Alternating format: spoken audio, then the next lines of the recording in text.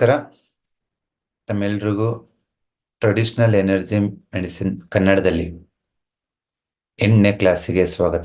ಇಂದಿನ ಕ್ಲಾಸ್ಗಳಲ್ಲಿ ಇನ್ and Yang ಅಂತಂದ್ರೆ ಏನು, ನಾವು ಡಿಸೀಸಸ್ನ ಯಾವ ತರ ಕ್ಯಾಟಗರೈಸ್ ಮಾಡ್ತೀವಿ. There is 4 types of diseases ಅಂತ ನೋಡಿದ್ವಿ. ಇನ್ ಅಂಡ್ ಯಾಂಗ್ ನಲ್ಲಿ ಇನ್ ಎಕ್ಸೆಸ್ ಇರ್ಬೋದು, ಯಾಂಗ್ ಎಕ್ಸೆಸ್ ಇರ್ಬೋದು, ಇಲ್ಲ ಇನ್ ಅಂಡ್ ಯಾಂಗ್ ಡಿಫಿಷಿಯನ್ಸಿ ಇರ್ಬೋದು. ಇದೆಲ್ಲ ನೋಡಿದ್ವಿ. ಇವತ್ತಿನ ಕ್ಲಾಸಲ್ಲಿ ಆ ಇನ್ ಅಂಡ್ ಯಾಂಗ್ ಯಾವ ತರ ಬಿಹೇವ್ ಮಾಡುತ್ತೆ ಅಂತ ನೋಡೋಣ. ಸರಿನಾ? Just briefing previous class. ನೀವು ನೋಡಿರ್ಬೋದು. ಈ ಪ್ರಪಂಚದಲ್ಲಿ ಯಾವುದೇ ಒಂದು ವಸ್ತು ಆಗಿರ್ಬೋದು, ಒಂದು ಸಿಚುವೇಶನ್ ಆಗಿರ್ಬೋದು, ಅದನ್ನ ಇನ್ ಮತ್ತೆ ಯಾಂಗ್ ಆಗಿ ಡಿವೈಸ್ ಮಾಡ್ತೀವಿ. It's like heat and cold, pitta and kapha. ನಿಮ್ಗೆ ರೈಟ್ ಸೈಡ್ ಅಲ್ಲಿ ಏನ್ ಕಾಣಿಸ್ತಾ ಇದೆ? Red, sun, day, summer, dry, fire, upward, ಇದೆಲ್ಲ ಯಾಂಗ್ ನೇಚರ್. ಇನ್ ಬಂದ್ಬಿಟ್ಟು ಸ್ವಲ್ಪ ಕೋಲ್ಡ್ ಇರುತ್ತೆ, blue colour. Okay, winter season. This is the way we divide the nature. And again, and there is no particular division. ನೀರನ್ನ ನಾವು cold ಅನ್ನೋದಾದ್ರೆ, yin ಅನ್ನೋದಾದ್ರೆ, ಅದೇ ನೀರನ್ನ ಯಾಂಗ್ ಐಸಿ ಕಂಪೇರ್ ಮಾಡಿದ್ರೆ ಯಾಂಗ್ ಆಗುತ್ತೆ. ಅದೇ ನೀರನ್ನ ನೀವು ಸ್ಟೀಮಿಗೆ ಕಂಪೇರ್ ಮಾಡಿದ್ರೆ ಅದು ಇನ್ ಆಗುತ್ತೆ. ಹಾಗಾಗಿ ಇನ್ ಅಂಡ್ ಯಾಂಗ್ ಅನ್ನೋದು ಎರಡು ಎನರ್ಜೀಸ್ ಅಲ್ಲ, it's just two comparisons. Okay, ಹಾಗಾಗಿ ನಮ್ಮ ದೇಹದಲ್ಲಿ ಇನ್ ಅಂಡ್ ಯಾಂಗ್ ಬ್ಯಾಲೆನ್ಸ್ ಮಾಡಬೇಕು ಅಂತಂದ್ರೆ, ಒಬ್ರಿಗೆ ಇನ್ನು ಜಾಸ್ತಿ ಇದ್ರೂ ಅವ್ರು ಆರೋಗ್ಯವಾಗಿರ್ಬೋದು, ಅದನ್ನ ಕಡಿಮೆ ಮಾಡೋ ಅವಶ್ಯಕತೆ ಇಲ್ಲ. ಅದೇ ತರ ಒಬ್ರಿಗೆ ಎಕ್ಸೆಸ್ ಕೋಲ್ಡ್ ಇದ್ರೂ they may be normal, there is no other symptoms, ಅದನ್ನ ಕಡಿಮೆ ಮಾಡೋ ಅವಶ್ಯಕತೆನೂ ಇಲ್ಲ. ಹಾಗಾಗಿ ಇಟ್ಸ್ ಅ ಕಂಪ್ಯಾರಿಸನ್. ಎರಡು ಎನರ್ಜಿನ ನಾವು ಕಂಪೇರ್ ಮಾಡ್ತೀವಿ. ಓಕೆ, ಅದೇ ತರ ಎಲ್ಲ ಎಕ್ಸ್ಪ್ಯಾನ್ಷನ್ ಆಗೋದನ್ನ ನಾವು ಯಾಂಗ್ ಅಂತ ಕರಿತೀವಿ. ಫಾರ್ ಎಕ್ಸಾಂಪಲ್, ಇನೇಲಿಂಗ್, ಉಸಿರು ತಗೊಳೋದಾಗ ಲಂಗ್ಸ್ ಎಕ್ಸ್ಪ್ಯಾನ್ ಆಗುತ್ತಲ್ವಾ, ಅದು ಯಾಂಗ್. ಉಸಿರು ಬಿಡ್ಬೇಕಾದ್ರೆ ಲಂಗ್ಸ್ ಕಂಟ್ರಾಕ್ಷನ್ ಆಗುತ್ತೆ, ಅದು ಇನ್. ಈ yin and yang nature, expansion, contraction ನಾವು ಇನ್ ಡೀಪ್ ಆಗಿ ನಾವು ಎಲ್ಲ ಆರ್ಗನ್ಸ್ಗೆ ಕೋರಿಲೇಟ್ ಮಾಡಿದ್ರೆ, it will be quite effective. ನಾವು ಇನ್ನೂ ಚೆನ್ನಾಗಿ ಟ್ರೀಟ್ಮೆಂಟ್ ಕೊಡ್ಬೋದು.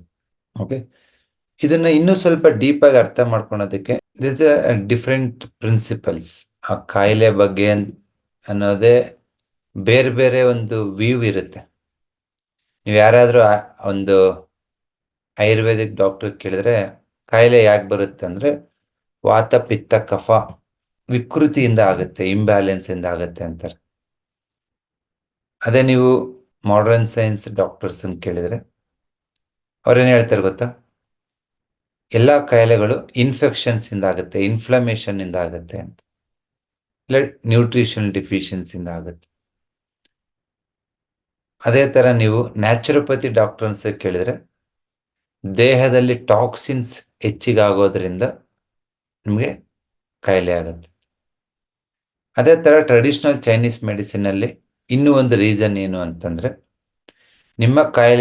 ನಿಮ್ಮ ದೇಹದಲ್ಲಿ ಕಾಯಿಲೆ ಆಗೋದಕ್ಕೆ ದರ್ ಇಸ್ 4 ಡಿಫ್ರೆಂಟ್ ರೀಸನ್ಸ್. ಒಂದು, ನಿಮ್ಮ ದೇಹದಲ್ಲಿ ಎಕ್ಸಸ್ ಯಾಂಗ್ ಎನರ್ಜಿ ಇರ್ಬೋದು, ಅಂದ್ರೆ ಹೀಟ್ ಜಾಸ್ತಿ ಆಗಿರ್ಬೋದು, ಅದು ಬಿಸಿಲಿಗೆ ಆಗಿರ್ಬೋದು, ತುಂಬಾ ಕೆಲಸ ಮಾಡಿರೋದ್ರಿಂದ ಆಗಿರ್ಬೋದು, ತುಂಬಾ ಹೀಟ್ ಪದಾರ್ಥ ತಿಂದಿರೋದ್ರಿಂದ ಆಗಿರ್ಬೋದು, ತುಂಬಾ ಟ್ರಾವೆಲ್ ಮಾಡಿರೋದ್ರಿಂದ ಆಗಿರ್ಬೋದು, ತುಂಬಾ ಟೆನ್ಷನ್ ತಗೊಳೋದ್ರಿಂದ ಆಗಿರ್ಬೋದು. So many reasons yang rise ಆಗೋದಕ್ಕೆ.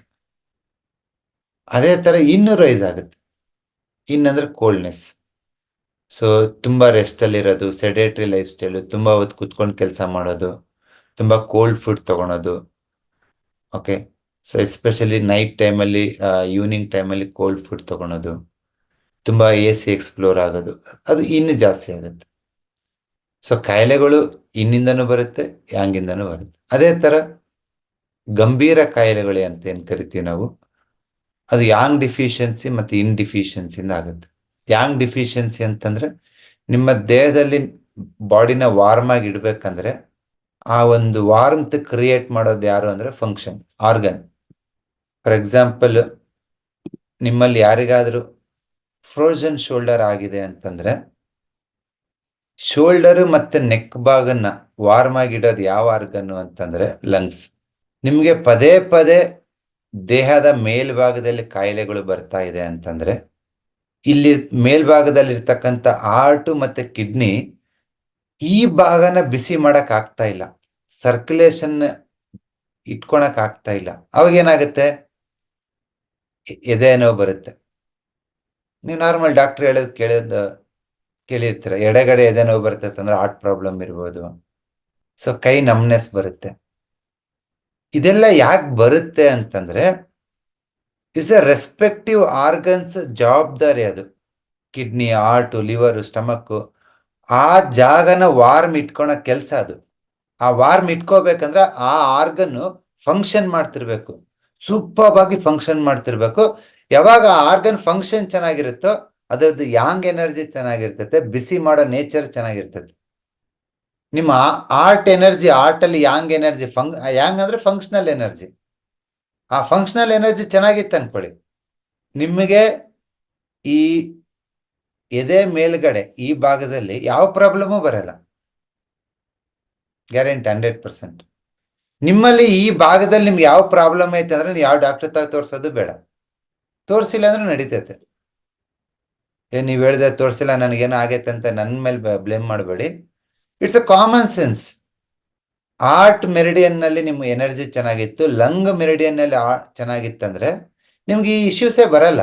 ಇವಾಗ ಹಾರ್ಟ್ ಪ್ರಾಬ್ಲಮ್ ಇರೋರಿಗೆ ಒಂದು 100 ಜನಕ್ಕೆ ಒಂದು ಡಯಾಗ್ನೋಸಿಸ್ ಮಾಡಿ, ಏನ್ ಸಿಂಪ್ಟಮ್ ಇರ್ತವೆ? ಮೆಟ್ಲು ಹತ್ತಕ್ಕಾಗಲ್ಲ, ಅಪ್ಪಿದ್ರೆ ಹತ್ತಕ್ಕಾಗಲ್ಲ, ಎದುಸಿರು ಬರುತ್ತೆ, ಎಡಗಡೆ ಎದೆ ನೋವು ಬರುತ್ತೆ, ಕೈ ನೋವು ಜೋಮ್ ತುಂಬುತ್ತೆ, ಓಕೆ, ತಲೆ ಭಾರ ಆಗುತ್ತೆ, ಗಿಡ್ಡಿನೆಸ್ ಬರುತ್ತೆ. ಇದೆಲ್ಲ ಮೇಲ್ಭಾಗದಲ್ಲಿ ಹಾರ್ಟ್ ವಾರ್ಮ್ ಇರಕ್ ಆಗದೇನೆ, ಲಂಗ್ಸ್ ಹಾರ್ಟ್ ವಾರ್ಮ್ ಇಲ್ದೇನೆ ಡಿಸ್ಫಂಕ್ಷನ್ ಇಂದ ಆಗ್ತಿರೋದು. ನೀವು ತುಂಬಾ ಆರ್ಗನ್ ಹಾಳಾದ್ಮೇಲೆ ಡಾಕ್ಟರ್ ತಗೋಗಿ ಅವಾಗ ಅವರು ಏನ್ ಮಾಡಕ್ಕಾಗಲ್ಲ, ನಿಮಗೂ ಏನ್ ಮಾಡಕ್ಕಾಗಲ್ಲ. ಮುಂಚೆನೆ ಸ್ವಲ್ಪ ಇನ್ನು ಡಿಫಿಷಿಯನ್ಸಿ ಅಂದ್ರೇನು, ಯಾಂಗ್ ಡಿಫಿಷಿಯನ್ಸಿ ಅಂದ್ರೆ ಅಂತ ಸ್ವಲ್ಪ ನಿಮ್ಮ ಮೈಂಡಲ್ಲಿ ಇಟ್ಕೊಂಡಿದ್ರಿಗೆನಾಗಿ ನೀ ಈಸಿಯಾಗಿ ಟ್ರೀಟ್ಮೆಂಟು ಮಾಡ್ಬೋದು, ಡಯಾಗ್ನೋಸ್ ಮಾಡ್ಬೋದು. ಎಷ್ಟು ಸೂಪರ್ ಆಗಿ ಡಯಾಗ್ನೋಸ್ ಮಾಡ್ಬೋದು ಅಂದ್ರೆ ಒಂದು ಬೆಸ್ಟ್ ಎಕ್ಸ್ಪೀರಿಯನ್ಸ್ ಡಾಕ್ಟರ್ಗಿಂತ ನೀನು ಇನ್ನೂ ಬೆಸ್ಟ್ ಆಗಿ ಡಯಾಗ್ನೋಸ್ ಮಾಡ್ಬೋದು. ಅದೇ ತರ let's take another example, yang deficiency ಕಾಯಿಲೆ ಹೆಂಗ್ ಬರುತ್ತೆ ಅಂತ. ತುಂಬಾ ಲೋ ಆಗಿರ್ತಕ್ಕಂಥ ಆರ್ಗನ್ ಯಾವುದು ಲೋವರ್ ಬಾಡಿನಲ್ಲಿ? ಕಿಡ್ನಿ ಅಲ್ವಾ? ಕಿಡ್ನಿ ಸೊಂಟದ ಭಾಗನ ಬಿಸಿ ಇಟ್ಟಿ ತಂದ್ಕೊಳ್ಳಿ, ನಿಮ್ಗೆ ಸೊಂಟದಲ್ಲಿ ಸ್ಟಿಫ್ನೆಸ್ ಬರಲ್ಲ, ಸ್ಯಾಟಿಕ್ ಆಗಲ್ಲ, ಲಂಬರ್ ಸ್ಪಾಂಡಿಲಿಸಿಸ್ ಆಗಲ್ಲ, ಸೊಂಟ ನೋವು ಆಗಲ್ಲ, ಮಂಡಿ ನೋವು ಬರಲ್ಲ, ಗೈನಿಕ್ ಇಶ್ಯೂಸ್ ಆಗಲ್ಲ. ನಿಮ್ಮಲ್ಲಿ ಆ ಇಶ್ಯೂಸ್ ಯಾರಾದ್ರೂ ಇದ್ರೆ, ಹಂಗಂತ ನನ್ನ ಕಿಡ್ನಿ ತೊಂದರೆ ಇದೆ ಅಂತ ನಾನು ಹೇಳ್ತಾ ಇಲ್ಲ. ಕಿಡ್ನಿನಲ್ಲಿ ಎಷ್ಟು ವಾರ್ಮ್ತ್ ಇರಬೇಕು, ಎಷ್ಟು ಬಿಸಿ ಇರಬೇಕು, ಎಷ್ಟು ಫಂಕ್ಷನಲ್ ಎನರ್ಜಿ ಇರಬೇಕು ಅಷ್ಟಿಲ್ಲ. ಬಟ್ ಇವತ್ತು ಹೋಗಿ ನೀವು ಕೆಮಿಕಲ್ ಆಗಿ ಟೆಸ್ಟ್ ಮಾಡಿದ್ರೆ, ಫಿಸಿಕಲ್ ಆಗಿ ಟೆಸ್ಟ್ ಮಾಡಿದ್ರೆ, ಸ್ಕ್ಯಾನಿಂಗ್ ಮಾಡಿದ್ರೆ ಚೆನ್ನಾಗಿರುತ್ತೆ. ಮತ್ತೆ ನೀವು ಕೇಳ್ಬೋದು, ನೀವ್ ಹೆಂಗ್ ಹೇಳ್ತೀರಾ? It's very common. ಆ lower part of the body ಯಾವಾಗ ಅದು ಬಿಸಿ ಆಗಿಲ್ಲ ಅಂತಂದ್ರೆ ಸರ್ಕ್ಯುಲೇಷನ್ ಆಗಲ್ಲ. ಸರ್ಕ್ಯುಲೇಷನ್ ಆಗಿಲ್ಲ ಅಂದ್ರೆ ಮಸಲ್ ಸ್ಟಿಫ್ ಆಗುತ್ತೆ. ಈ ಲಂಬರ್ ಅಲ್ಲಿ ಈ ಮಸಲ್ ಸ್ಟಿಫ್ ಆಯ್ತಂದ್ರೆ ಲಂಬರ್ ಸ್ಪಾಂಡಿಲಿಸಿಸ್ ಆಗುತ್ತೆ, ಸೊಂಟ ನೋವು ಬರುತ್ತೆ, ಸಯಾಟಿಕ್ ಆಗುತ್ತೆ. ಹೌದು ಅಲ್ವಾ? ನೀನು ಅದಕ್ಕೆ ಆಪರೇಷನ್ ಮಾಡಿದ್ರೆ ಸೊಲ್ಯೂಷನ್ ಇಲ್ಲ. ಕಿಡ್ನಿ ಫಂಕ್ಷನಲ್ ಎನರ್ಜಿ ಇನ್ಕ್ರೀಸ್ ಮಾಡಬೇಕು, ಕಿಡ್ನಿ ಬಿಸಿನ ಇನ್ಕ್ರೀಸ್ ಮಾಡಬೇಕು. ಅದು ಆಹಾರದಿಂದ ಮಾಡ್ಬೋದು, ಅಕ್ಯುಪ್ರೆಷರ್ ಇಂದ ಮಾಡ್ಬೋದು, ಕಲರ್ ಥೆರಪಿ ಮಾಡ್ಬೋದು, ಕಲರ್ ನ್ಯೂಮರಾಲಜಿಯಿಂದ ಮಾಡ್ಬೋದು. ಪ್ಲಸ್ ಏನು ಮಾಡೋದು ಬೇಡ, ಅದ್ಯಾವುದು ನನಗೆ ಗೊತ್ತಿಲ್ಲ ಅಂತಂದ್ರೆ ಬೆಳಿಗ್ಗೆ ಒಂದು 10 ಗಂಟೆಯಿಂದ 2 ಗಂಟೆ ತನಕ ಬಿಸಿಲಲ್ಲಿ ಕೆಲಸ ಮಾಡಿದ್ರೆ ಸಾಕು, ಕಿಡ್ನಿ ಯಾಂಗ್ ರೈಸ್ ಆಗ್ಬಿಡ್ತೈತೆ, ನಿಮ್ ಸೊಂಟ ಸ್ಟಿಫ್ನೆಸ್ ಎಲ್ಲ ಕ್ಲಿಯರ್ ಆಗ್ಬಿಡ್ತೈತೆ ಅಲ್ವಾ? ನೋಡಿ, ಇವಾಗ 10 ಜನಕ್ಕೆ MRI ಸ್ಕ್ಯಾನಿಂಗ್ ಮಾಡ್ಕೊಂಡು ನನ್ನ ಹತ್ರ ಬಂದಿದ್ದಾರೆ ಅಂದ್ರೆ ನಾನು ಎಲ್ರೂ ಕೇಳ್ತೀನಿ ಸೊಂಟ ನೋವು ಯಾಕೆ ಬರುತ್ತೆ ಅಂತಂದು. ಯಾಕಂದ್ರೆ ನಮಗೂ ಡೇಟಾ ಬೇಕಲ್ಲ, ನೆಕ್ಸ್ಟ್ 11ನೇ ಪೇಷಂಟ್ ಬಂದ್ರೆ ಅವನ್ನ ಡಯಾಗ್ನೈಸ್ ಮಾಡಕ್ಕೆ. 10ರಲ್ಲಿ 8 ಜನಕ್ಕೆ ಯಾರು ಸೊಂಟ ನೋವು ಅಂತ ನನ್ನ ಹತ್ರ ಬರ್ತಾರೋ ಅವರೆಲ್ಲ ಸಿಟ್ಟಿಂಗ್ ಜಾಬ್, 8-10 ಗಂಟೆ ಕುತ್ಕೊಂಡು ಕೆಲಸ ಮಾಡ್ತಾರೆ. ಟ್ರಾನ್ಸ್ಪೋರ್ಟ್ ಡಿಪಾರ್ಟ್ಮೆಂಟು, IT ಡಿಪಾರ್ಟ್ಮೆಂಟು, ಇಲ್ಲಾಂದ್ರೆ ಶಾಪಲ್ಲೋ, ಅಂಗಡಿಯಲ್ಲೋ, ಕಿರಾಣಿ ಶಾಪಲ್ಲೋ, ಡಸಂಟ್ ಮ್ಯಾಟರ್. ನಿಮ್ಗೆ ಯಾವ ಭಾಗದಲ್ಲಿ ಡಿಸ್ಕಂಫರ್ಟ್ ಆಗುತ್ತಂದ್ರೆ ಆ ಭಾಗದಲ್ಲಿ ಸರ್ಕ್ಯುಲೇಷನ್ ಇಲ್ಲ. ಸರ್ಕ್ಯುಲೇಷನ್ ಯಾಕಿಲ್ಲ? ಆ ಆರ್ಗನ್ ಫಂಕ್ಷನ್ ಡೌನ್ ಆಗಿದೆ. ಇನ್ನೊಂದು ಬರೋಣ ಸ್ವಲ್ಪ ಮೇಲೆ, ಸೊಂಟದ ಒಕ್ಕಳ ಮೇಲ್ಗಡೆ.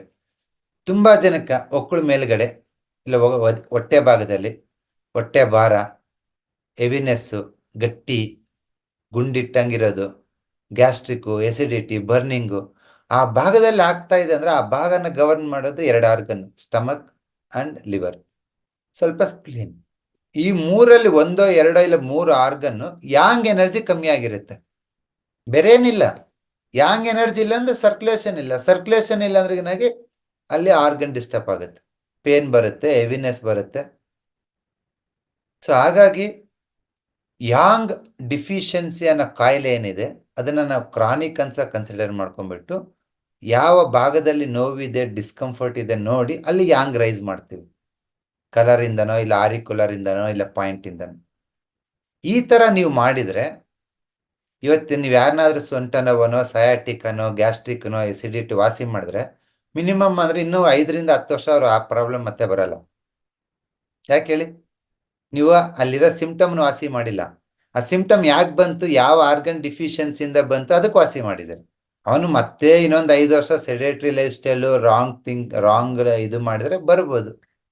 ಸೊ ಹಾಗಾಗಿ ಯಾಂಗ್ ಡಿಫಿಷಿಯನ್ಸಿ ಅನ್ನೋ ಕಾಯಿಲೆ ತುಂಬಾ ಇಂಪಾರ್ಟೆಂಟ್. ಅದೇನ್ ಹೇಳುತ್ತೆ ನಮ್ಗೆ ಅಂತಂದ್ರೆ ನಿನ್ನ 1 by 1 ಆರ್ಗನ್ ಫಂಕ್ಷನ್ ಡೌನ್ ಆಗ್ತಾ ಇದೆ, ಟಿಶ್ಯೂ ಫಂಕ್ಷನ್ ಡೌನ್ ಆಗ್ತಿದೆ, it's a time to rise. ಅದನ್ನ ಈ single point acupuncture traditional energy medicine ಇಂದ ಮಾಡ್ಬೋದು. ನನ್ ಕೇಳಿದ್ರೆ ಪ್ರತಿಯೊಬ್ಬರು ಪ್ರತಿ ಮನೆಯಲ್ಲಿ ಈ ಟ್ರೆಡಿಷನಲ್ ಎನರ್ಜಿ ಮೆಡಿಸಿನ್ ಕೋರ್ಸ್ ಕಲಿಬೇಕು. ಯಾಕೆ ಕಲಿಬೇಕು ಅಂತಂದ್ರೆ ನೀವು ಟ್ರೀಟ್ ಮಾಡ್ತಿರೋ ಬಿಡ್ತಿರೋ, ನೀವು ನಿಮ್ಮ ಟ್ರೀಟ್ಮೆಂಟ್ ತಗೋತಿರೋ ಬಿಡ್ತಿರೋ, ಅಟ್ಲೀಸ್ಟ್ ಡಿಸೀಸ್ ಹೇಗ್ ಬರುತ್ತೆ ಆ ಒಂದು ಭಯ ಮೈಂಡಿಂದ ಹೋಗ್ಬಿಡ್ತೈತೆ. ಬಿಫೋರ್ TM ಹೆಂಗಿರುತ್ತೆ ನಿಮ್ಗೆ ಅಂತಂದ್ರೆ ಸ್ವಲ್ಪ ಸೊಂಟ ನೋವು ಅಂದ್ರೆ ಡಾಕ್ಟರ್ ಹೇಳ್ಬಿಡ್ತಾರೆ MRI ಸ್ಕ್ಯಾನಿಂಗ್, ಆ ಮಿಷನ್ ಅಲ್ಲಿ ಹೋಗಿ ಬರುತ್ತೆ ನಿಮ್ಗೆ ಅರ್ಧ ಧೈರ್ಯ ಹೋಗ್ಬಿಟ್ಟಿರ್ತೈತಿ. ಇನ್ನ ಅದಾದ್ಮೇಲೆ ಆ ರಿಪೋರ್ಟ್ ತಗೊಂಡು ನೀನ್ ಡಾಕ್ಟರ್ ತೋರಿಸ್ರಿ ಲೈಫ್ ಲಾಂಗ್ ಇಷ್ಟ ಅನ್ನತ್ತೇಳಿ ಇನ್ನು ಅದನ್ನ ತಗೊಂಡೋಗಿ ಇನ್ನೊಂದ್ 4 ಬೇರೆ ಬೇರೆ ಹೋಮಿಯೋಪತಿ, ಆಯುರ್ವೇದ ಡಾಕ್ಟರ್ ತಗೋಗಿ ಆ ಮಸಾಜ್ ಈ ಮಸಾಜ್ ಮಾಡಿಸ್ಕೊಂಡು ಎಲ್ಲಾ ಮಾಡಿಸ್ಕೊಂಡು ಕಡಿಮೆ ಆಗಿಲ್ಲ ಅಂದ್ರೆ ಇನ್ನೂ 70% ಡೌನ್ ಆಗ್ಬಿಡ್ತೀರಾ. ನೀವು ಮೆಂಟಲಿ ಡೌನ್ ಆಗೋ ತಡ ನಿಮ್ ಯಾಂಗ್ ಎನರ್ಜಿ ಇನ್ನೂ ಡೌನ್ ಆಗುತ್ತೆ, ಕಾಯಿಲೆ ಇಂಟೆನ್ಸಿಟಿ ಇನ್ನೂ ಜಾಸ್ತಿ ಆಗುತ್ತೆ. ಅದೇ ನೀವು TM ಕಲ್ತಿದ್ರೆ ಅನ್ಕೊಳ್ಳಿ, ಸೊಂಟ ನೋವಾ 2-3 ಪಲ್ಸ್ ನೋಡೋಣ ರೀ, heart, liver, kidney. Liver pulse low ಇದೆನಾ, ಲಿವರ್ ಅಲ್ಲಿ ಯಾಂಗ್ ಕಮ್ಮಿ ಇದೆ, ಸ್ವಲ್ಪ ರೈಸ್ ಮಾಡಿ ಸರಿ ಹೋಗ್ತದೆ.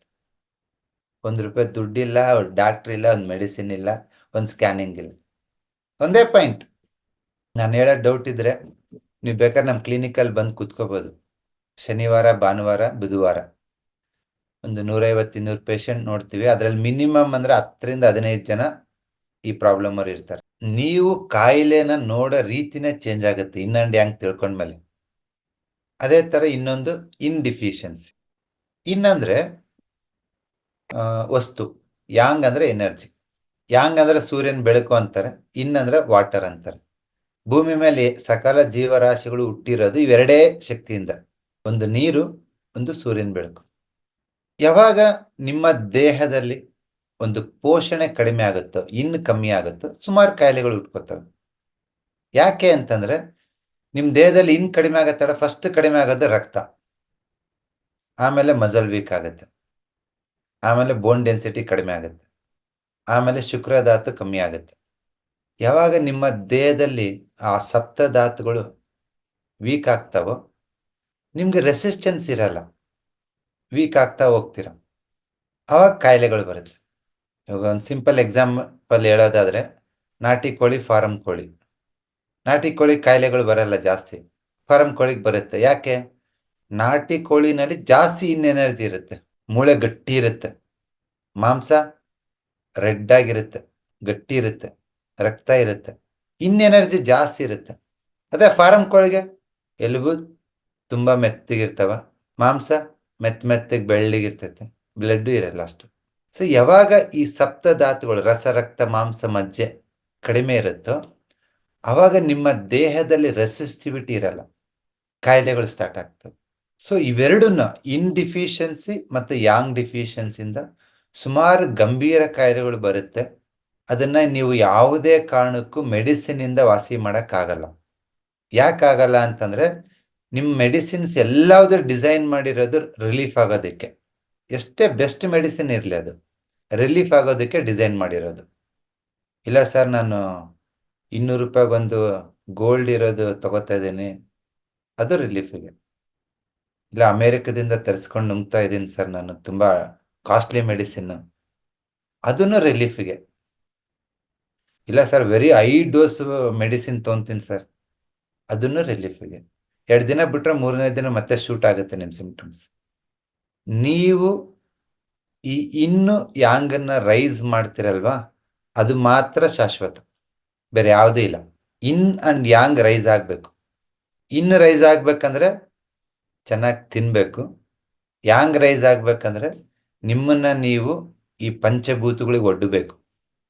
ಬಿಸಿಲು, ಮಳೆ, ಗಾಳಿ, ಚಳಿ, ಯಾಂಗ್ ರೈಸ್ ಆಗುತ್ತೆ.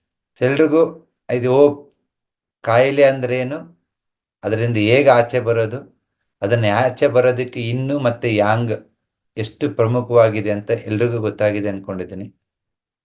So will go to next ಸಬ್ಜೆಕ್ಟಿಗೆ ಹೋಗೋಣ ಇವಾಗ. ಸೊ ಕೆಲವೊಂದ್ಸತಿ ಇನ್ ಎಕ್ಸಸ್ ಆದಾಗ ಆಬ್ವಿಯಸ್ಲಿ ಯಾಂಗ್ ಕಡಿಮೆ ಆಗುತ್ತೆ. ಯಾಕೆ ಅಂತಂದ್ರೆ ದರ್ ಇಸ್ ಎ ಪ್ರಿನ್ಸಿಪಲ್. ಆ ಪ್ರಿನ್ಸಿಪಲ್ ಏನ್ ಹೇಳುತ್ತೆ ಅಂತಂದ್ರೆ, yin and yang there opposite to each other.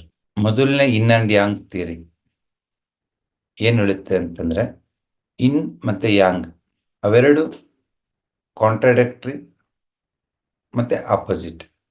So ಹಾಗಾಗಿ ನಾವು ಸುಮಾರು ಸತಿ ಇನ್ ಅಂಡ್ ಯಾಂಗ್ ಕಲಿಬೇಕಾದ್ರೆ ಆಪೋಸಿಟ್ ಪ್ರಿನ್ಸಿಪಲ್ಸ್ನ ನಾವು ಫಾಲೋ ಮಾಡ್ತೀವಿ.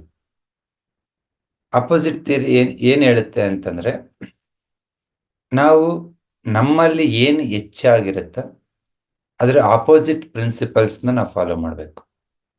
ಆವಾಗ ನಾವು ಕಾಯಿಲೆಯಿಂದ ಬೇಗ ವಾಸಿಯಾಗೋದಕ್ಕೆ ಅನುಕೂಲ ಆಗುತ್ತೆ. ಅದರಲ್ಲಿ first principle is opposite principle. So ಇದೇನು ಹೇಳುತ್ತೆ ಅಂದರೆ, ಅದು ಡಿಸೀಸ್ ಬಗ್ಗೆ ಇರ್ಬೋದು, ಆರ್ಗನ್ ಬಗ್ಗೆ ಇರ್ಬೋದು, ಮತ್ತೆ ಫುಡ್ ಬಗ್ಗೆ ಇರ್ಬೋದು, ಲೈಫ್ ಸ್ಟೈಲ್ ಆಗಿರ್ಬೋದು. ಈ ಇನ್ ಮತ್ತೆ ಯಾಂಗ್ ಅನ್ನ ನಾವು ಎರಡು ಆಪೋಸಿಟ್ ಆಗಿ ನೋಡ್ತೀವಿ. ಹಾಗಾಗಿ ಫಾರ್ ಎಕ್ಸಾಂಪಲ್, ಬಿಸಿಲು ಕಾಲದಲ್ಲಿ ತಣ್ಣನ್ ತಿನ್ಬೇಕು, ಚಳಿಗಾಲದಲ್ಲಿ ಬೆಚ್ಚಗಿರ್ಬೇಕು. ಈ ತರ ಫುಡ್ ಫಾಲೋ ಯಾಕೆ ಮಾಡ್ತೀವಿ ಅಂತಂದ್ರೆ, ನಮ್ಮನ್ನ ನಾವು ಆ ವಿಂಟರ್ ಇಂದ ರಕ್ಷಿಸ್ಬೇಕಾಗತ್ತೆ, ಆ ಬಿಸಿಲಿಂದ ರಕ್ಷಣೆ ಮಾಡ್ಕೋಬೇಕಾಗತ್ತೆ. ಇಲ್ಲಾಂದ್ರೆ ಅದರಿಂದ ಇನ್ನೊಂದೇನೋ ಕಾಯಿಲೆ ಬರುತ್ತೆ. ಸುಮಾರು ಜನಕ್ಕೆ ಆ ಬ್ಲಡ್ ಡಿಫಿಷಿಯನ್ಸಿ ಕಾಯಿಲೆ, ಓಕೆ, ಸುಮಾರು ತರ ಕಾಯಿಲೆಗಳು ಯಾವಾಗ ಬರುತ್ತೆ ಅಂತಂದ್ರೆ, they are unable to overcome that excess heat. ನೀವು ಬಿಸಿಲುಗಾಲದಲ್ಲಿ ಚಿಕನ್ ತಿಂದೆ, ಮೊಟ್ಟೆ ತಿಂದೆ, ಬಿರಿಯಾನಿ ತಿಂದೆ, ತುಂಬಾ ಸಬ್ಸಿಗೆ ಸೊಪ್ಪು ತಿಂದೆ, ಈ ತರ ಹೀಟ್ ಆಗಿರೋದು ತಿಂದಾಗ, ಮಸಾಲೆ ಐಟಮ್ಸ್, ಚಕ್ಕೆ, ಲವಂಗ, ಏನಾಗ್ಬಿಡುತ್ತೆ? ನಾವೆಲ್ಲ ಅನ್ಕೋತೀವಲ್ವಾ, ತಿಂದ್ರೆ ಏನಾಯ್ತು? ಈಗಿನ ಜನರೇಷನ್ಗಂತೂ ಥ್ರೂಔಟ್ ದ ಇಯರ್ ಒಂದೇ ಲೈಫ್ ಸ್ಟೈಲ್ ಇರುತ್ತೆ. ಥ್ರೂಔಟ್ ದ ಇಯರ್ ಏನ್ ತಿಂದೆ ಅಂದ್ರೆ ಚಿತ್ರಾನ್ನ ತಿಂದೆ ಅಂತಾರೆ. ಏನ್ ತಿಂದೆ? ಉಪ್ಪಿಟ್ಟು ತಿಂದೆ, ಅನ್ನ ಸಾರು ತಿಂದೆ, ಚಪಾತಿ ತಿಂದೆ. ಬಟ್ ಜಸ್ಟ್ 1 ಜನರೇಷನ್ ಬ್ಯಾಕ್ ಆ ತರ ಇರ್ಲಿಲ್ಲ. ಯಾಕೆ ಆ ತರ ಇರ್ಲಿಲ್ಲ ಅಂದ್ರೆ, 90% ಆಫ್ ದಿ ಪೀಪಲ್ ಅವರು ಏನು ಊಟ ಮಾಡ್ತಿದ್ರು ಅದನ್ನ ಅವರೇ ಬೆಳೀತಾ ಇದ್ರು. ಅವ್ರು ಬೆಳ್ಕೊಂಡು ಅವ್ರು ಊಟ ಮಾಡ್ತಾ ಇದ್ರು. ಸೊ ಹಾಗಾಗಿ ಏನಾಗ್ತಿತ್ತು, ಈ ಮಳೆಗಾಲದಲ್ಲಿ ಒಂಥರ ಬೆಳೆ ಬೆಳ್ಕೊಂಡ್ ತಿನ್ನೋರು, ಚಳಿಗಾಲದಲ್ಲಿ ಈ ಕಾಳುಗಳೆಲ್ಲ ಬರೋ ಅದನ್ನ ತಿನ್ನೋರು, ಬೇಸಿಗೆ ಕಾಲದಲ್ಲಿ ಅದನ್ನೇ ಒಣಗಿಸ್ಬಿಟ್ಟು ಒಣ ಕಾಳುಗಳು ಮತ್ತೆ ಧಾನ್ಯಗಳನ್ನು ಇಟ್ಕೊಂಡಿರೋರು. But due to modernisation and globalisation ಏನಾಗಿದೆ ಅಂತಂದ್ರೆ, ನಿಮ್ಗೆ ಥ್ರೂಔಟ್ ದ ಇಯರ್ ಹಸಿ ಕಾಳು ಬಟಾಣಿ ಸಿಗುತ್ತೆ, ಥ್ರೂಔಟ್ ದ ಇಯರ್ ಅವರೆಕಾಳು ಸಿಗುತ್ತೆ. ಸೊ ಈ ತರ ಆದಾಗ ಏನ್ ಇಶ್ಯೂಸ್ ಆಗುತ್ತೆ ಅಂತಂದ್ರೆ, ನಿಮ್ ಇನ್ ಅಂಡ್ ಯಾಂಗ್ ಬ್ಯಾಲೆನ್ಸ್ ಇರಲ್ಲ. ತುಂಬಾ ಇಂಪಾರ್ಟೆಂಟ್ ಇದು. ಎಲ್ಲಾ ಕಾಲದಲ್ಲಿ ಎಲ್ಲಾ ಸಿಗುತ್ತೆ ನೋಡಿ, ಒಂದು ಬಾಳೆ, ಒಂದು ಸೇಬು, ಮೂಸಂಬಿ ಎಲ್ಲ ಕಾಲದಲ್ಲಿ ಸಿಗುತ್ತೆ. ಆ ಥರ ನಾವು ಮಾಡಿಫೈ ಮಾಡ್ಕೊಂಡಿದ್ದೀವಿ. ಬಟ್ ನಿಮ್ಮ ಅಮ್ಮನ ಸ್ಟ್ರೆಂತ್ ನಿಮ್ಗಿಲ್ಲ, ನಿಮ್ಮ ತಾತನ ಸ್ಟ್ರೆಂತ್ ನಿಮ್ಗಿಲ್ಲ. ಯಾಕೆ ಅಂತಂದ್ರೆ, ಅವರು ನೀವು ತಿನ್ಬಾರ್ದೇನೋ ತಿಂದಿಲ್ಲ, ಅದೇ ಬೀಜ, ಅದೇ ಊಟ, ಅದೇ ಮನೆ, ಅದೇ ಹೊಲ. ಏನಂತ ದೊಡ್ಡ ಚೇಂಜಸ್ ಏನಾಗಿದೆ ಈ 30-40 ವರ್ಷದಲ್ಲಿ? ಚೇಂಜ್ ಆಗಿರೋದೇನು ಅಂತಂದ್ರೆ ಈ ಇನ್ ಅಂಡ್ ಯಾಂಗ್ ಪ್ರಿನ್ಸಿಪಲ್ನ ನಾವು ಅರ್ಥ ಮಾಡ್ಕೋತಾ ಇಲ್ಲ. ಈ ಮೊದಲನೇ ಪ್ರಿನ್ಸಿಪಲ್ ಏನಪ್ಪ ಅಂದ್ರೆ you should always be opposite. ನೀವು ನೇಚರಲ್ಲಿ ಎಕ್ಸೆಸ್ ಆಫ್ ಇನ್ ಇದೆ ಅಂದ್ರೆ, ಕೋಲ್ಡ್ ಜಾಸ್ತಿ ಇದೆ ಅಂದ್ರೆ ನಿಮ್ಮನ್ನ ನೀವು ಆ ಕೋಲ್ಡ್ ಇಂದ ಪ್ರೊಟೆಕ್ಟ್ ಮಾಡ್ಕೊಳ್ಳೇಬೇಕು. ಮಾಡ್ಕೊಂಡಿಲ್ಲ ಅಂದ್ರೆ ಏನಾಗುತ್ತೆ? ಆ ಕೋಲ್ಡ್ ನಿಮ್ಮನ್ನ ಅಟ್ಯಾಕ್ ಮಾಡುತ್ತೆ, ನಿಮ್ಮ ಇಮ್ಯೂನಿನ ಬ್ರೇಕ್ ಮಾಡ್ಬಿಟ್ಟು ಆ ಕೋಲ್ಡ್ ಬಾಡಿಗೆ ಎಂಟ್ರಿ ಆದಾಗ ಇನ್ಫೆಕ್ಷನ್ಸ್ ಆಗುತ್ತೆ. ಫಾರ್ ಎಕ್ಸಾಂಪಲ್, ನಿಮಗೆ ಯುರಿನರಿ ಟ್ರ್ಯಾಕ್ ಅಲ್ಲಿ ಎಕ್ಸೆಸ್ ಆಫ್ ಕೋಲ್ಡ್ ಇದ್ರೆ ಈಸಿಯಾಗಿ UTI ಆಗುತ್ತೆ, urinary track infection. Throttle coldness ಇದ್ರೆ ನಿಮ್ಗೊಂದು ಸಕ್ಕರೆ ತಿಂದ್ರೆ, ಒಂದು ತಂಪಾದ್ ಕುಡಿದ್ರೆ, ಒಂದೊಂದೇನೋ ಮಾಡಿದ್ರೆ ಈಸಿಯಾಗಿ ಥ್ರೋಟ್ ಇನ್ಫೆಕ್ಷನ್ ಆಗುತ್ತೆ. ಯಾಕಾಯ್ತು ಅಂತಂದ್ರಿಗಿನಾಗಿ ಕೋಲ್ಡ್ ಅಟ್ಯಾಕ್ ಆಗಿದೆ ನಿಮ್ ಬಾಡಿಗೆ. ಯಾಕಾಯ್ತು? ನೀವು ವಾರ್ಮ್ ಇಲ್ಲ. ನೀವ್ ಯಾಕೆ ವಾರ್ಮ್ ಇಟ್ಕೊಳಕ್ಕಾಗಿಲ್ಲ? ನಿಮಗೆ ಗೊತ್ತಿಲ್ಲ. ಚಳಿಗಾಲದಲ್ಲಿ ನೀವು ಹಳ್ಳಿ ಕಡೆ ಹೋಗಿ ನೋಡಿದ್ರೆ ಇಲ್ಲ ಗೊತ್ತಿಲ್ಲ, ಪ್ರತಿಯೊಬ್ಬರು ಚಳಿಗಾಲಕ್ಕೆ ಹೆಂಗ್ ಹೋಗ್ತಾರೆ ಅಂತಂದ್ರೆ ಹಿಂಗ್ ಸುತ್ಕೊಂಡು ಹೋಗ್ತಾರೆ. ಹಿಂಗ್ ಸುತ್ಕೊಂಡಂಗೆ ಅವ್ರು ಆಚೆ ಬರಲ್ಲ. ಹೌದಾ ಇಲ್ಲ?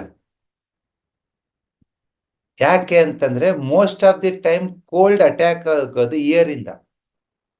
ನೀವು ಇಯರಿನ ಬೆಚ್ಚಿಗೆ ಇಟ್ಕೋಬೇಕು. ಟೋಪಿ ಹಾಕೋತಿರೋ, ಹತ್ತಿ ಇಟ್ಕೋತಿರೋ, ಟವಲ್ ಸುತ್ಕೋತಿರೋ, it's left to you. So this is a opposite principle. Cold ಇದೆನಾ, ನೀನು ವಾರ್ಮ್ ಮಾಡಬೇಕು. ನೀವು ಹಳ್ಳಿ ಕಡೆ ಹೋಗಿ ಸುಮಾರು ಜನ ಬಿಸಿಲು ಕಾಲದಾಗ ಹೆಂಗಿರ್ತಾರೆ ಅವ್ರು ಅಂದ್ರೆ ಒಂದು ನಿಕ್ಕರ್ ಹಾಕೊಂಡಿರ್ತಾರೆ ಅಷ್ಟೇ, ಪಟ ಪಟ ಚಡ್ಡಿ. ಯಾಕೆ ಅಂತಂದ್ರೆ ಆ ಎಕ್ಸಸ್ ಹೀಟ್ ಇದ್ದಾಗ ನೀನ್ ಅದ್ರ ಮೇಲೆ ಮತ್ತೆ ಕೋಟ್ ಹಾಕೊಂಡೆ, ಶಟರ್ ಹಾಕೊಂಡೆ ಅಂತಂದ್ರೆ ಏನಾಗುತ್ತೆ? ಆ ನಿಮ್ ಬಾಡಿನಲ್ಲಿ ಆ ಹೀಟ್ ಕ್ರಿಯೇಟ್ ಆಗಿದ್ದು ಅಟ್ಮಾಸ್ಫಿಯರ್ಗೆ ಆಚೆ ಹೋಗಿಲ್ಲ ಅಂದ್ರೆ ಸುಮಾರು ಸ್ಕಿನ್ ರ್ಯಾಷಸ್ ಆಗುತ್ತೆ.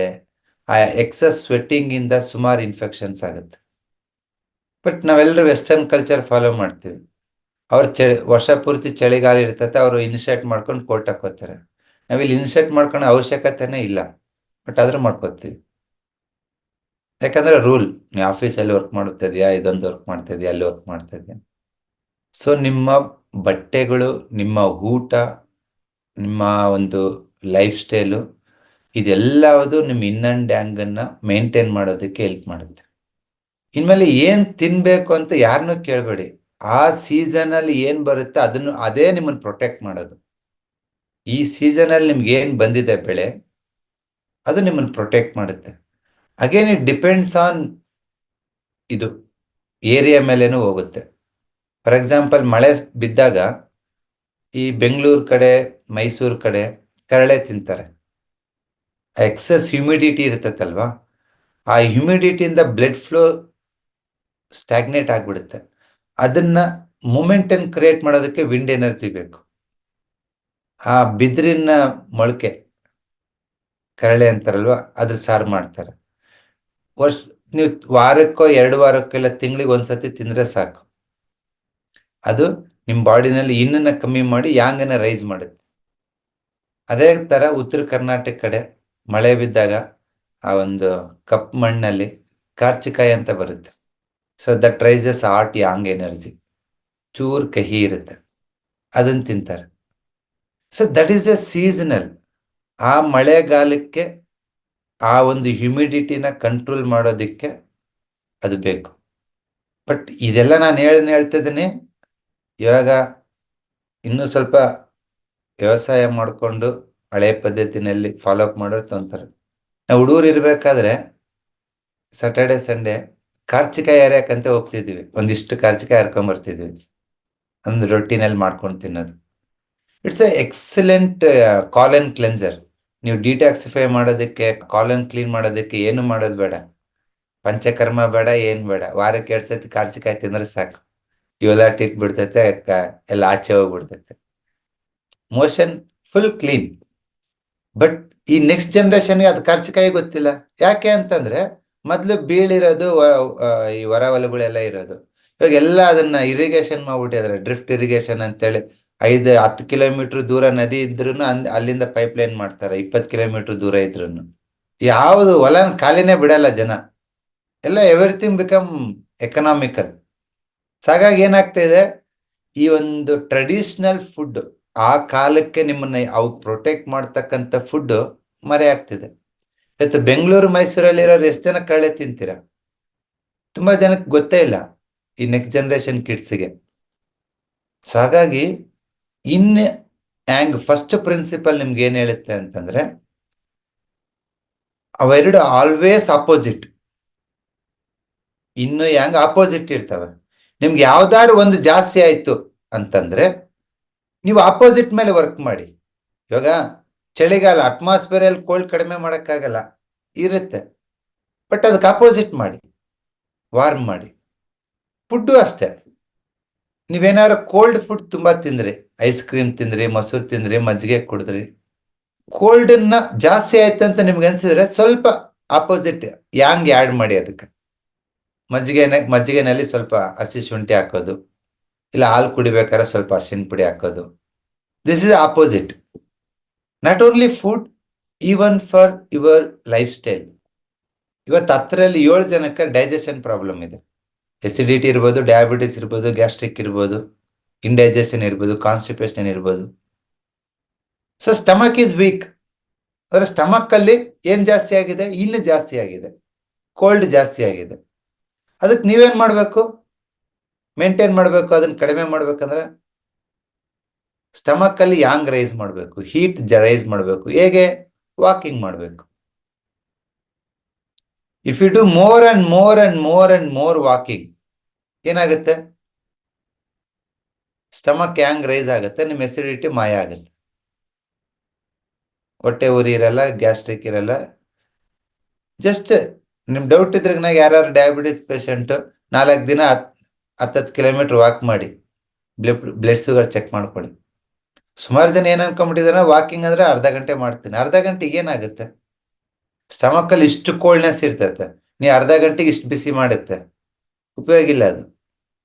Have to do little more, little more, little more. ಎಷ್ಟು ಕೋಲ್ಡ್ ಇರುತ್ತೆ ಅದಕ್ಕೆ ಆಪೋಸಿಟ್ ಆಗಿ ನೀವು ಆ ಎನರ್ಜಿನ ಕ್ರಿಯೇಟ್ ಮಾಡಬೇಕು. ಗಾಟ್ ಹಸಿವಾಗ್ತಿಲ್ಲ, ಯಾಕೆ ಆಗ್ತಿಲ್ಲ? ಸ್ಟಮಕ್ ಅಲ್ಲಿ ಕೋಲ್ಡ್ ಇದೆ. ಏನ್ ಮಾಡ್ಬೇಕು? ಯಾಂಗನ್ನ ರೈಸ್ ಮಾಡ್ಬೇಕು. ಹೆಂಗ್ ಮಾಡ್ತೀಯ? ಊಟಕ್ಕಿಂತ ಮುಂಚೆ ಏನಾದ್ರು ಒಂದು ಸೂಪ್ ತಗೋ, ಬಿಸಿ ಬಿಸಿಯಾಗಿ. ಎಲ್ಲ ಕಡೆ ಗೊತ್ತಲ್ವಾ, ಎಲ್ಲ ಕಡೆ ಫಂಕ್ಷನ್ಗೆ ಹೋದ್ರೆ ಫಸ್ಟ್ ಸೂಪ್ ಕೊಡ್ತಾರೆ. ಯಾಕೆ? ಸ್ಟಮಕ್ ಯಾಂಗ್ ರೈಸ್ ಆಗ್ಲಿ, ನೀನ್ ಚೆನ್ನಾಗಿ ತಿನ್ಲಿ ಅಂತ. ಸಾರ್ ಮನೆಯಲ್ಲಿ ದಿನ ಸೂಪ್ ಮಾಡ್ಕೊಳಕ್ ಆಗ್ತದೆ ಸರ್, ಕಷ್ಟ. ತೊಂದರೆ ಇಲ್ಲ, ಒಂದು ಅರ್ಧ ಗ್ಲಾಸ್ ಬಿಸಿನೀರು ಕುಡೀರಿ, sip by sip. Stomach yang rise ಆಗುತ್ತೆ, ಆಟೋಮೆಟಿಕ್ ಆಗಿ ಡೈಜೆಷನ್ ಬೆಟರ್ ಆಗುತ್ತೆ. ಉಗುರು ಬೆಚ್ಚ ನೀರನ್ನ ಸ್ವಲ್ಪ ಬಿಸಿ ಇರೋದನ್ನ ಸಿಪ್ ಬೈ ಸಿಪ್ ಕುಡಿದ್ರೆ ಸಾಕು, ಸ್ಟಮಕ್ ಯಾಂಗ್ ರೈಸ್ ಆಗ್ಬಿಡುತ್ತೆ. ಇದನ್ನ ಎಸಿಡಿಟಿ ಇರೋರು ಮಾಡ್ಬೋದು, ಡಯಾಬಿಟಿಸ್ ಇರೋರು ಮಾಡ್ಬೋದು, ಇಂಡೈಜೆಷನ್ ಇರೋರು ಮಾಡ್ಬೋದು. It works. Got it? ಹಾಗಾಗಿ this will work. Opposite rule ಎಲ್ಲ ಕಡೆ ವರ್ಕ್ ಆಗುತ್ತೆ. ಫುಡ್ ಅಲ್ಲಿ ವರ್ಕ್ ಆಗುತ್ತೆ, ಲೈಫ್ ಸ್ಟೈಲ್ ಅಲ್ಲಿ ವರ್ಕ್ ಆಗುತ್ತೆ, ಡಿಸೀಸ್ ಅನಾಲಿಸಿಸ್ ಅಲ್ಲಿ ವರ್ಕ್ ಆಗುತ್ತೆ.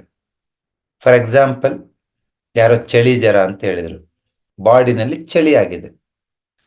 ಸೊ ಏನ್ ಮಾಡ್ಬೇಕು? ಹೀಟ್ ಕ್ರಿಯೇಟ್ ಮಾಡಬೇಕು. ಅಪೋಸಿಟ್ ಪ್ರಿನ್ಸಿಪಲ್ ಅಲ್ವಾ? ನಾನೇನ್ ಮಾಡಿದೆ, ಇಲ್ಲಿ ರೆಡ್ ಡಾಟ್ ಹಾಕಿ ಚಳಿನೇ ಕಮ್ಮಿ ಮಾಡಿದೆ. ಇಲ್ಲಿ ರೆಡ್ ಡಾಟ್ ಹಾಕತ್ತಡ ಏನಾಗುತ್ತೆ? ಲಿವರ್ ಹೀಟ್ ಜಾಸ್ತಿ ಆಗುತ್ತೆ, ಚಳಿ ಕಮ್ಮಿ ಆಗುತ್ತೆ. ಸಿಂಪಲ್. ವಾಕಿಂಗ್ ಯಾವಾಗಾದ್ರೂ ಮಾಡ್ಬೋದು.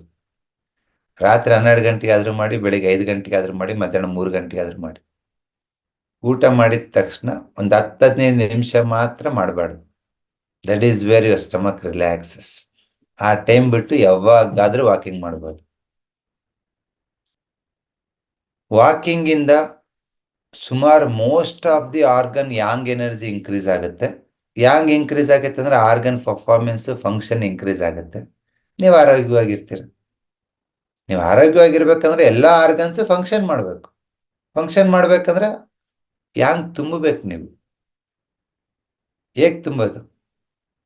ಬಿಸಿಯಾದ ಆಹಾರ ತಿನ್ನಿ, ಈಸಿ ಡೈಜೆಸ್ಟಬಲ್ ಫುಡ್ ತಿನ್ನಿ, ಆ ಸೀಸನ್ಗೆ ಯಾವ ಫುಡ್ ಬರುತ್ತೆ ಅದನ್ನ ತಿನ್ನಿ, ಫಿಸಿಕಲಿ ಆಕ್ಟಿವ್ ಆಗಿರಿ. ಎನಿ ಟೈಮ್ ವಾಕ್ ಮಾಡ್ಬೋದು, ತೊಂದರೆ ಇಲ್ಲ. ನಿಮ್ಮಲ್ಲಿ ಇನ್ಡಿಫಿಷಿಯನ್ಸಿ ಇಲ್ಲ ಅಂದ್ರೆ ಮಾಡ್ಬೋದು, ತೊಂದರೆ ಇಲ್ಲ, ಎನಿ ಟೈಮ್. ಕಾಫಿ, ಟೀ ಎರಡು ಕುಡಿದ್ರೆ ಯಾಂಗ್ ರೈಸ್ ಆಗುತ್ತೆ. ನಿಮ್ಮಲ್ಲಿ ಇನ್ನಿದ್ರೆ ತಗೋಬಹುದು. ನಿಮ್ಮಲ್ಲಿ ಯಾಂಗ್ ಇತ್ತು ಅಂತಂದ್ರೆ, ಆಲ್ರೆಡಿ ಪಿತ್ತ ಜಾಸ್ತಿ ಇತ್ತಂದ್ರೆ ಮತ್ತೆ ಟೀ ಕುಡಿದ್ರೆ ಏನಾಗುತ್ತೆ? ಮತ್ತೆ ಪಿತ್ತ ಆಗುತ್ತೆ. ಸುಮಾರು ಸತಿ ನಾವು ಉಂಡಿದ್ದು ಜೀರ್ಣ ಆಗಿಲ್ಲ ಅಂದ್ರೆ ಒಂದು ಟೀ ಕುಡಿತೀವಿ. ಯಾಕೆ ಹೇಳಿ? ಸ್ಟಮಕ್ ಹೀಟ್ ಜಾಸ್ತಿ ಆಗುತ್ತೆ. ಸೊ ಆ ಥರ ಸುಮಾರು ಜನ ಈ ಇನ್ ಅಂಡ್ ಯಾಂಗ್ ರೂಲ್ನ ತಮ್ಮ ಜೀವನ ಕ್ರಮದಲ್ಲಿ ಅಳವಡಿಸ್ಕೊಂಡಿದ್ದಾರೆ ನಮ್ಮ ಹಿರಿಯರು. ಅದನ್ನ ನಾವು ಅಳವಡಿಸ್ಕೊಂಡು ನಮ್ಮ ಮಕ್ಕಳಿಗೆ ಹೇಳ್ಬೇಕು. ರಾತ್ರಿ ಹೊತ್ತು ಹಣ್ಣು ತಿನ್ಬೇಡಿ, ಮಧ್ಯಾಹ್ನದ ಹೊತ್ತು ತುಂಬಾ ಮಸಾಲೆ ಇರೋದು ತಿನ್ಬೇಡಿ. ಫಾರ್ ಎಕ್ಸಾಂಪಲ್, ಬಾಡಿ ಹೀಟ್ ಆಗಿತ್ತು, ಜ್ವರ, ಮೈಕೈ ನೋವಿತ್ತು, ಆದರೂ ಕೆಲವ್ರು ಕೆಲ್ಸಕ್ಕೆ ಹೋಗ್ತಾರೆ.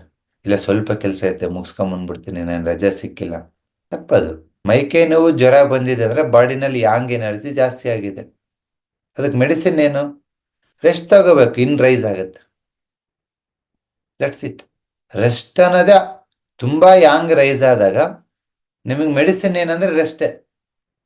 ಒಂದು ಫ್ಯೂ ಎಕ್ಸಾಂಪಲ್ಸ್ ಹೇಳ್ತೀನಿ. ತಲೆನೋವು, ಅದು ಯಾಂಗ್ ಜಾಸ್ತಿ, ಏನ್ ಮಾಡಬೇಕು? ಮಲ್ಕೋಬೇಕು. ಜನ ಅದನ್ನ ಮಾಡಲ್ಲ, ಮಾತ್ರೆ ತಗೊಂಡು ಕೆಲ್ಸಕ್ಕೆ ಹೋಗ್ತಾರೆ. So we are doing wrong. Because ಇನ್ನೊಂದು ಯಾಂಗ್ ಆಪೋಸಿಟ್. ಯಾಂಗ್ ರೈಸ್ ಆಗಿತ್ತು ಅಂದ್ರೆ ಅದಕ್ಕೆ ಆಪೋಸಿಟ್ ಮಾಡ್ಬೇಕು ನಾವು, ಯಾಂಗನ್ನೇ ಮಾಡಬಾರ್ದು. ತಲೆನೋವಿದೆ, ಮೈಗ್ರೇನ್ ಇದೆ, ಜ್ವರ ಬಂದಿದೆ, ಮೈಕೈ ನೋವಿದೆ ಅಂದ್ರೆ ರೆಸ್ಟ್ ಮಾಡಬೇಕು, ಮಾತ್ರೆ ತಗೊಂಡು ಕೆಲ್ಸಕ್ಕೆ ಹೋಗೋದಲ್ಲ.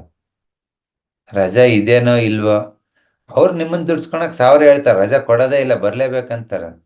ಅವನಿಗೆ ಲಾಭ ನೀನು ಹೋಗಿ ಮಾಡಿದ್ರೆ, ಅದಕ್ಕೆ ಹೇಳ್ತಾನ.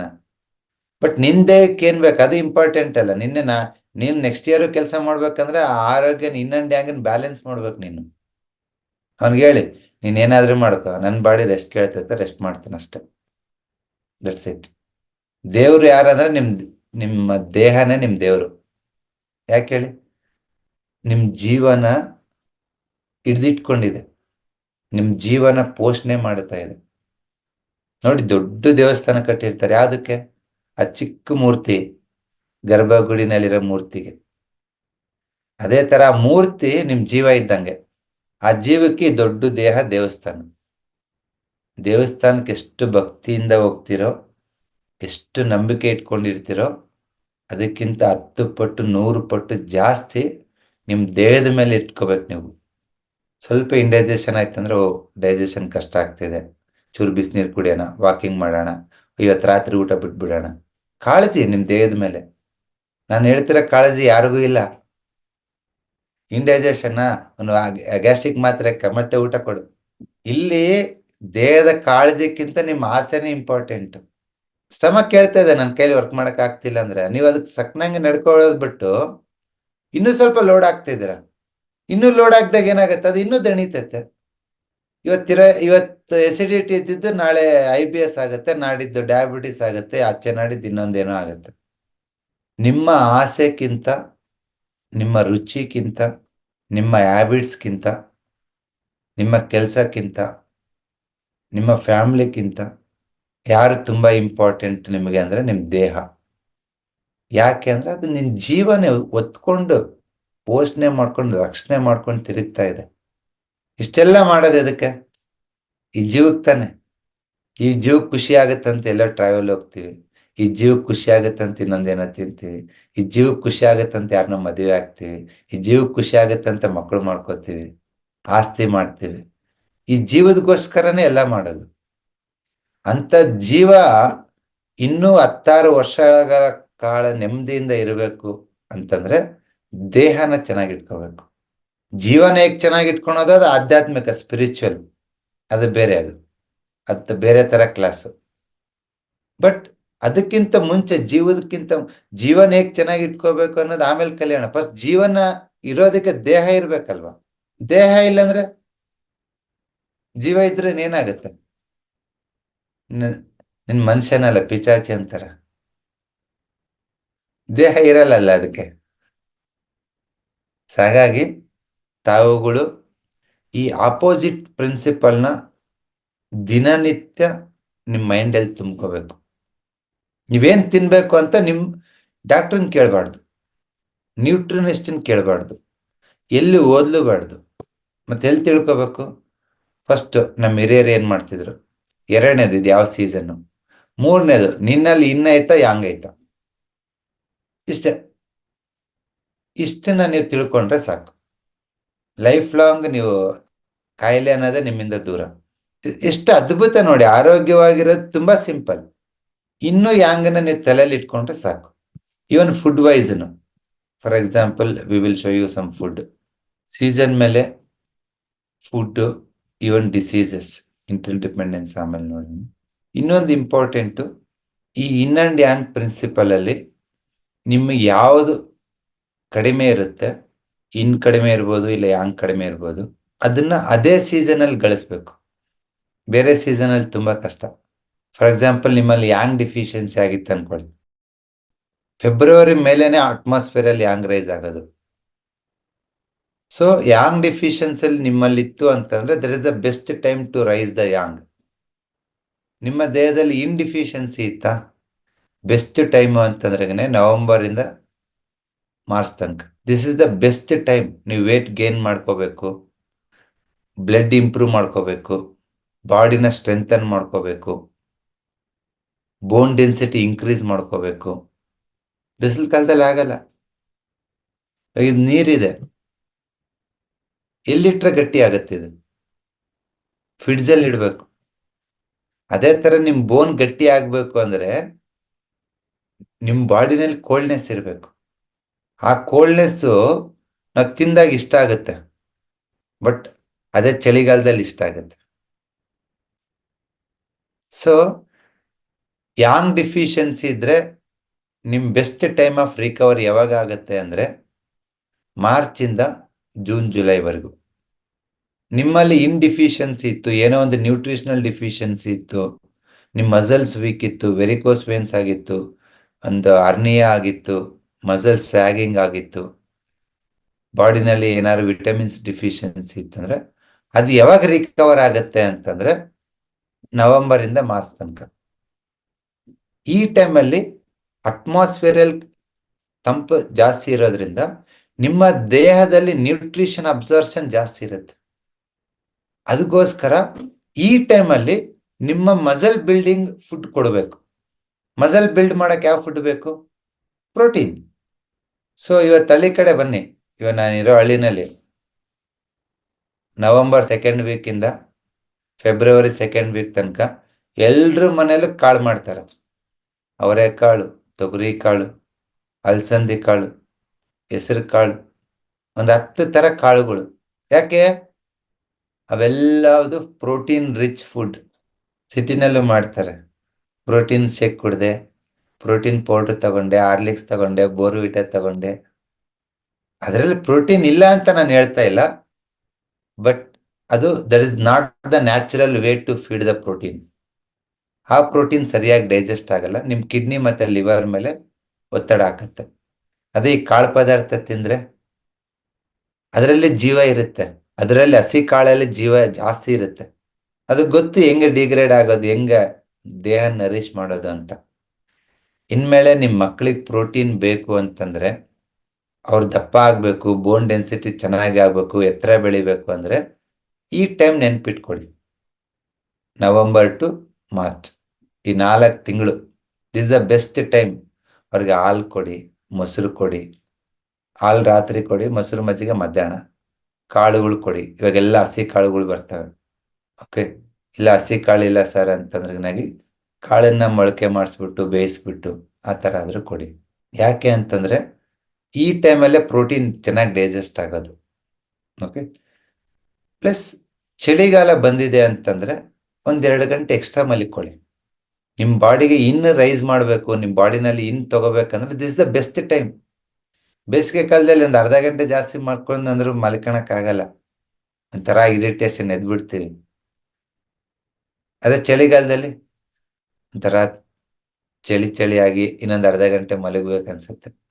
ಮಲಗೋದ್ರಿಂದ ಹ್ಯಾಂಗ್ ಕಮ್ಮಿ ಆದ್ರೂ ಪರವಾಗಿಲ್ಲ, ಇನ್ ರೈಸ್ ಆಗುತ್ತೆ. ಸುಮಾರು ಜನಕ್ಕೆ ಇವತ್ತು ನ್ಯೂಟ್ರಿಷನಲ್ ಡಿಫಿಷಿಯನ್ಸಿ ಇರೋದು. 80% ಆಫ್ ದಿ ಪೀಪಲ್ ಎದರಿಂದ ಸಫರ್ ಆಗ್ತಿದ್ದಾರೆ ಅಂತಂದ್ರೆ ರಸ, ರಕ್ತ, ಮಾಂಸ, ಮಜ್ಜೆ ಇಲ್ಲ. ಬೋನ್ಸ್ ಎಲ್ಲ ಫಾರಂ ಕೋಳಿ ತರ ತುಂಬಾ ಬ್ರಿಟಲ್ ಆಗಿದೆ, ಮೆತ್ತಗಿದೆ.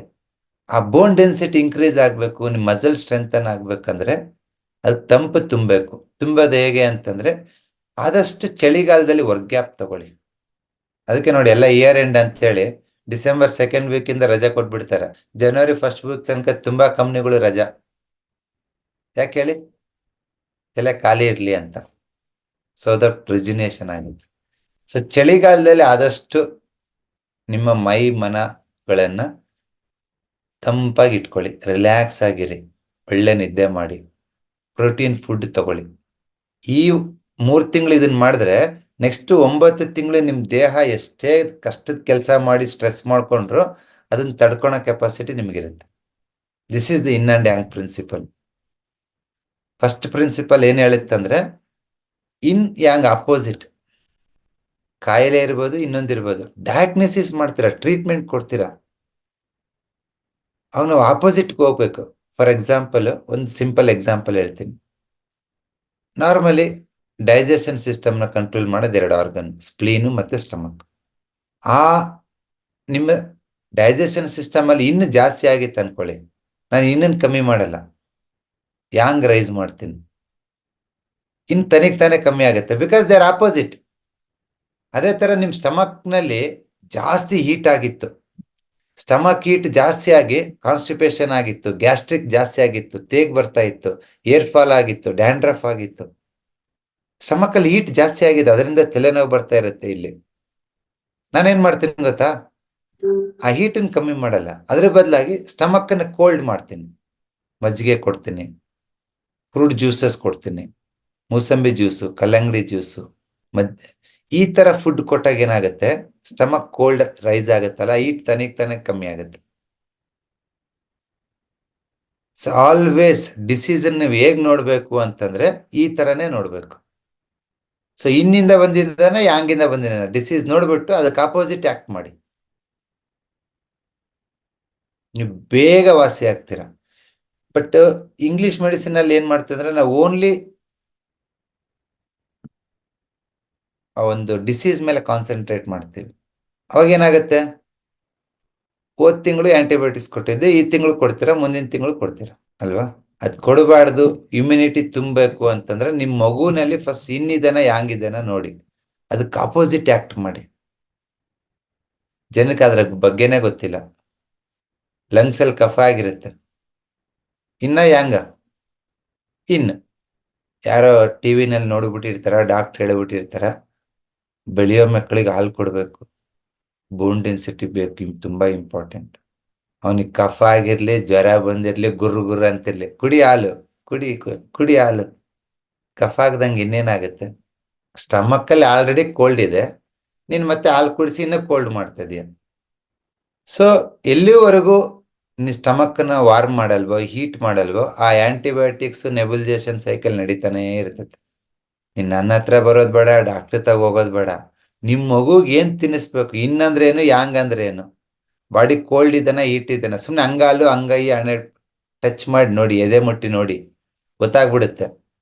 ತಣ್ಣಗೈತಾ, ಸ್ವಲ್ಪ ಬೆಚ್ಚಂದು ಕೊಡಿ ಊಟ, ಹೀಟ್ ಆಗೈತಾ, ಒಂದು ಫ್ರೂಟ್ ಜ್ಯೂಸ್ ಕೊಡಿ, ಯಾವ ಕಾಯಿಲೆನೂ ಬರಲ್ಲ ನಿಮ್ಮ ಮಕ್ಕಳಿಗೆ.